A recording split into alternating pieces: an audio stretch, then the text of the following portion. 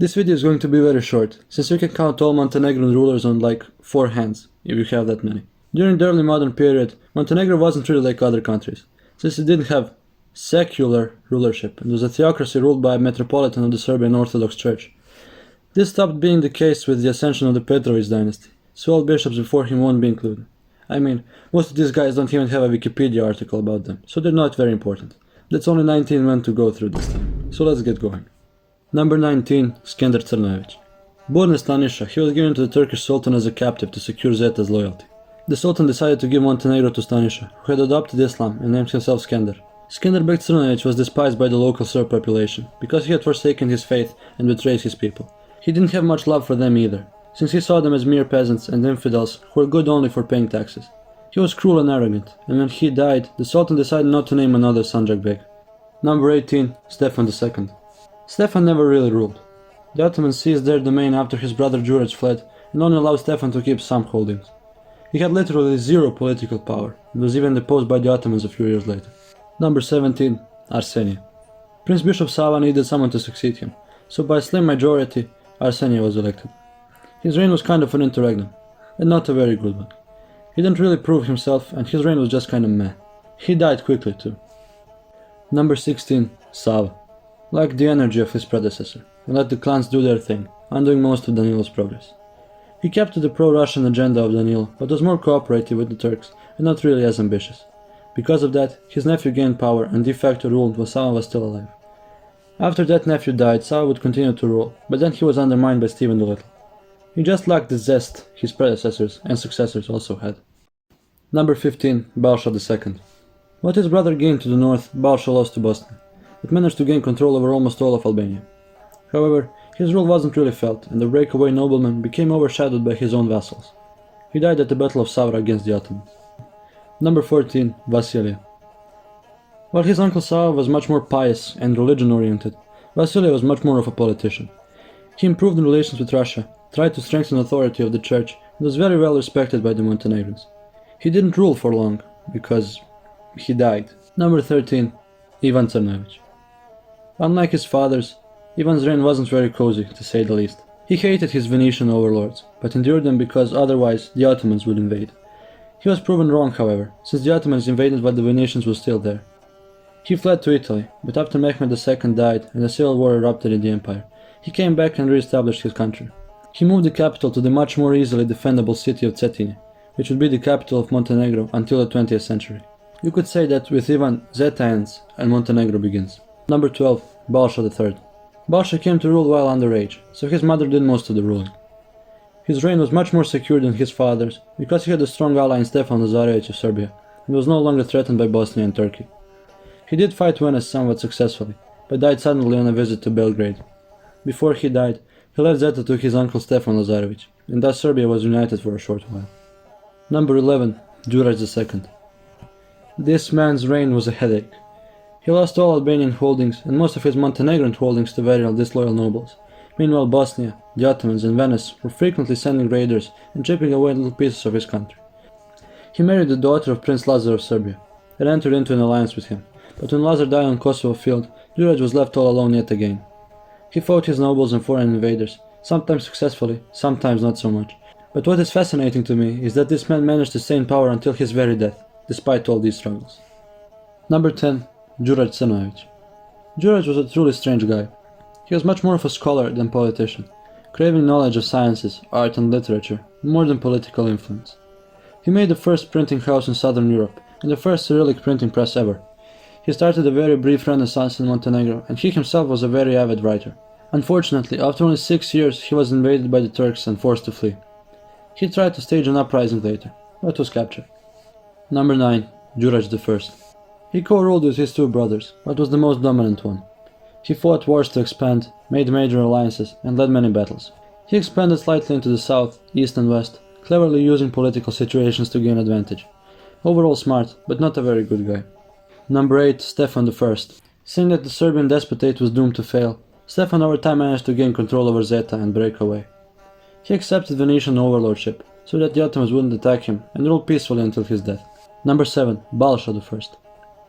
The Balšić family owes its rise to Balša. At the time when Tsar Dušan died, Balša held merely a single village, but in the following few years his rule extended to the entirety of Zeta. He was practically independent and only paid lip service to Uroš the Weak. Information on him is fairly limited, but if he managed to expand so rapidly and so much, he must have been doing something right.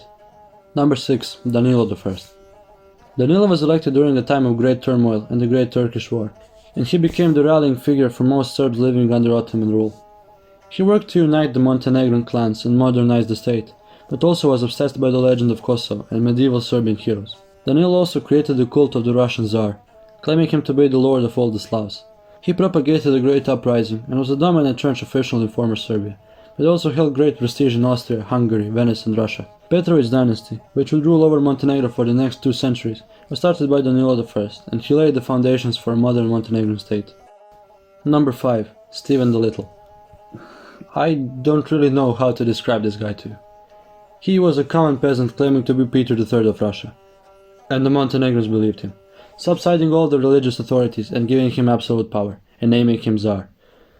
It is only logical that this peasant impostor would be a horrible ruler, who would sacrifice the state in order to gain wealth, and who would bring disunity into the country. But in reality, Stephen was an actual European ruler, who not only didn't divide the clans further, but united them under one banner, and readied them for a large-scale uprising. He conducted the first census, built roads, and created very basic government organs. One day, he stepped on a landmine, lost control over both his legs, and became blind in one eye. So he had to be carried on a chair. A Venetian merchant wrote that Montenegrins looked at their crippled Tsar as if he were a purple-wearing Roman emperor. He wasn't a stranger to lying, cheating, and manipulation, but while he reigned as emperor, Montenegro prospered. He gained Balkan-wide renown, and the Serbs were ready to accept him as their emperor and follow him into battle. Unfortunately, the Turks had him assassinated. To this very day we have no idea who Stephen actually was, where he was from, or why he did what he did, but he just came in, incited a period of prosperity and unity, and then just dipped. What a guy.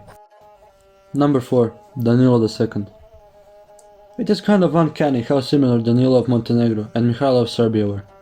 Both were enlightened thinkers, but complete autocrats and absolutists who tried to bring their semi-independent states into the European sphere, unite Serbia, and repel all the Ottomans once and for all, and were, after 8 years of ruling, assassinated by their political opponents. To be fair, Danilo was much more ruthless, and his policies were far more radical, but he was very efficient though. He introduced stable taxes, created a law codex, separated church from state, and sought to strengthen ties with Western Europe, mainly France. This pro-Western policy was seen as a direct insult to Russia, which had for so long advocated for Montenegro. This, among other factors, was what led to his assassination. Danilo was described as iron-willed, strong and fearless, a true patriot. He wasn't really the best person, but had he received more time, I believe Montenegro could have risen much higher, and maybe even led the unification of the Serbs. Number 3. Petar I. Known as Saint Peter of Cetinje, he was one of the most distinguished Serbian officials and was candidate for rulership of a renewed Serbian Tsardom. Of course, that Tsardom never came to be, but he still managed to significantly expand Montenegro and paved the way for its modernization later on. Maybe his most significant deed was uniting the tribes, which had for centuries been holding back Montenegrin unity. Peter was, nominally, head of the church, but was no stranger to taking off his priest's robes and donning a military uniform. He personally led the Montenegrins to battle against the Ottomans, and was revered for his large build and tall stature. Peter was also an intelligent politician, who flirted with Russia, Austria and France, and the revolution in Serbia as well, all the while exploiting Ottoman weaknesses. Number 2. Njegoš. You might be surprised that Njegoš isn't number 1, but I think that, when it comes to statecraft and rulership, one man beats him. But in every other regard, Njegoš is one of the greatest Serbs ever to live. He came to rule young, but managed to break the opposition very quickly, and started modernizing the country. Something that his forefathers tried their hand at, but never succeeded to the extent that Njegoš did. He finally put an end to tribalism in Montenegro, and united all Montenegrins under the banner of Serbdom. Then, he organized a senate and created the first standing army, improved diplomatic relations with his neighbors and world powers, especially Russia, which he would often visit. He repelled Ottoman advances against him, and led battles himself, and he was so successful in that regard that the great powers had to step in and stop him from advancing into Turkish lands. His career was full of hits, but there were also some misses, such as his efforts to implement taxation and also the resistance some tribesmen put out. What he is most known for, however, is his written works, and they are legitimately masterpieces of world literature. Njegoš was a philosopher, writer, poet and polyglot, who traveled the world, was well versed in literally anything and everything, and was well respected everywhere he went. Unfortunately, as is the case with most of our great rulers, he died very young, at the age of 37, of tuberculosis. Glory be to him, for being among our greatest rulers. Number 1. Nikola, the first and last king of Montenegro, a man of great ambition and knowledge, who knew to use circumstances to his advantage, and who would have been a great ruler of a unified Serbia. Unfortunately, near the end it all fell apart. He came to rule very young, at only 19, but even then he was surprisingly competent. He repaired relations with Russia, but also with the West, and had a big web of alliances. He married 3 of his daughters to various European princes, one of them to the King of Italy, and one of them to King Peter of Serbia. Though he had marriage ties with him, the relations between the 2 Serbian states were actually relatively bad, since both competed for who would unite all the Serbs. Nikola ruled autocratically, but not ironically.